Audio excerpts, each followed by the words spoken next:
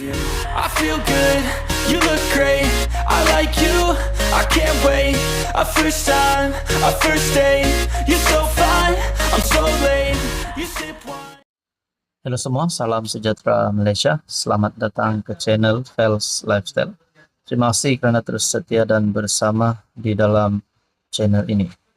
Saudara-saudara, ada satu perkara berita yang menggemparkan seluruh Malaysia.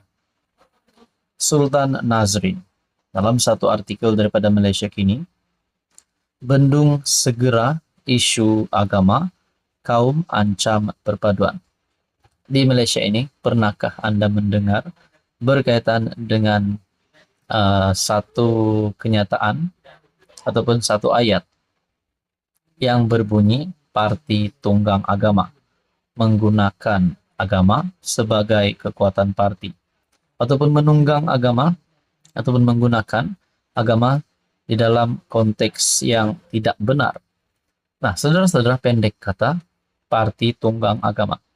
Kita pun tak tahu mana satu parti yang menunggang agama ini. Namun saudara-saudara, ada yang kata, sebelum ini kerap kali kepimpinan daripada PN memainkan isu 3R. Jadi adakah parti yang menunggang agama ini adalah parti PAS? Kerana PAS bersama-sama di dalam komponen Perikatan Nasional. Itu hanya menjadi satu persoalan. Dalam artikel ini, isu agama dan kaum yang terus dijadikan bahan untuk berpolitik, yang mengancam perpaduan rakyat negara ini, perlu segera dibendung. Demikian tita Sultan Perak Sultan Nazrin Shah. Sultan Nazrin bertita, apabila agama dan kaum dijadikan mata wang yang sah untuk meraih laba politik, retorik-retorik atas nama agama yang keterlaluan, dan slogan-slogan atas nama kaum yang bersifat provokatif semakin dicetuskan. Retorik dan slogan demikian laksana bara yang semakin menyalakan puntung, menyalakan unggun. Jika tidak segera dibendung, akan menyemarakkan api permusuhan yang boleh memusnahkan negara titah baginda. Sultan Nazrin bertitah demikian ketika berangkat ke istiadat menghadap sembah taat setia dan penganugerahan darjah kebesaran negeri Perak sebenar sambutan ulang tahun Hari Keputeraan ke-68 Duli Yang Maha Mulia Paduka Seri Sultan Perak Darul Izzwan di Istana Iskandaria di Kuala Kangsar. Sultan Nazrin bertitah isu agama dan kaum yang terus dicetuskan juga dibimbangi akan menyemai prasangka dan curiga dalam kalangan rakyat dan kelihatan semakin hilang arah untuk menemui titik penyatuan. Justeru titah baginda, negara ketika ini memerlukan kebijaksanaan dan hikmah pimpinan yang membolehkan rakyat berasa senang dan selesa, tidak memiliki prasangka sebaliknya, berminda terbuka menghargai kepelbagaian kaum di negeri ini. Artikel penuh daripada Malaysia Kini bertarikh 9 November. Tuan-tuan dan puan, apa komen Anda? Halo semua, salam sejahtera Malaysia. Selamat datang ke channel Fels Lifestyle. Terima kasih tuan-tuan dan puan, saudara-saudara, kerana terus setia dan bersama di dalam channel ini. Ini adalah satu pendedahan yang pasti mengejutkan Muhyiddin, mengejutkan Mahathir, dan mengejutkan ramai lagi kepimpinan politik, terutamanya yang mahu menumbangkan Datuk Seri Anwar Ibrahim, khususnya pada pilihan raya umum ke-16 nanti. Satu tulisan daripada Syabuddin Husin ataupun syabuddin.com.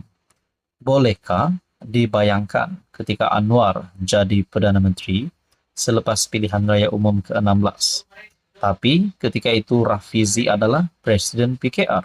Soal Syabuddin Husin. Saudara-saudara bayangkan, kalau nanti PRU 16, selepas PRU 16 sekali lagi Anwar menang, sudah pasti penyokong-penyokong Anwar akan berkata Anwar Ibrahim jadi Perdana Menteri selepas PRU 16. Anwar Ibrahim kekal jadi Perdana Menteri bagi penggal yang seterusnya. Dalam satu tulisan ini, PKR dijangka akan mengadakan pemilihan parti pada Mei tahun depan, menepati kehendak Anwar Ibrahim agar ia tidak ditangguhkan. Setakat ini, kedudukan Anwar sebagai Presiden PKR hampir pasti tidak dicabar dan beliau diramalkan akan menang tanpa bertanding. Bagaimanapun pada pemilihan pada tahun 2025 akan datang adalah penggal terakhir bagi Anwar memegang jawatan Presiden PKR. Ini karena perlembagaan PKR hanya membenarkan seseorang memegang jawatan itu selama 3 penggal. Anwar sudah menjadi Presiden PKR sejak 2018 dan dirasakan akan meneruskan prestasi tanpa ditandingi sekali lagi pada 2025, menjadikannya 3 penggal menerajui parti tanpa dicabar. Menurut Ketua Penerangan PKR, Fahmi Fadzil, tiada isu untuk Anwar terus kekal sebagai PM selepas PRU16, meskipun ketika itu beliau tidak lagi menerajui parti. Tidak berlaku sebarang isu kerana jawatan yang turut disandang PM ialah sebagai pengerusi PH dan juga pengerusi bagi Majlis Pimpinan Kerajaan Perpaduan. PKR memang menetapkan had 3 penggal bagi jawatan Presiden. Tetapi pada waktu ini tidak ada isu berbangkit, kata beliau. Pada pemilihan tahun depan, selain Anwar diramal tidak ditandingi, Rafizi selaku timbalan Presiden juga dirasakan masih mampu mempertahankan jawatannya. Sebagaimana beliau menang bergaya menewaskan Saifuddin pada pemilihan 2022. Jika Saifuddin ingin mencoba lagi, insya Allah kekalahan akan terus menjadi miliknya buat kali kedua. PRU16 dijangka diadakan pada 2027, kira-kira setahun sebelum pemilihan PKR yang seterusnya, yaitu pada 2028, di mana ketika itu Anwar tidak boleh lagi memegang jawatan sebagai Presiden. Jadi saudara-saudara, di dalam tulisan ini, jika diandaikan jumlah kerusi PHBN campur GPS JRS dalam kerajaan selepas PRU16 tidak banyak berbeza seperti sekarang, bolehkah dibayangkan Rafizi tidak berdetik walau sekecil hama pun tidak mahu jawatan Perdana Menteri dan masih berlapang dada memberi laluan kepada Anwar menerajui negara, sedangkan beliau ketika itu ialah Presiden PKR dan pengerusi PH. Apabila bukan lagi Presiden PKR, sudah tentu Anwar juga bukan lagi pengerusi PH. Kalau Rafizi ketika itu Presiden PKR, sudah tentulah beliau yang akan menjadi pengerusi PH.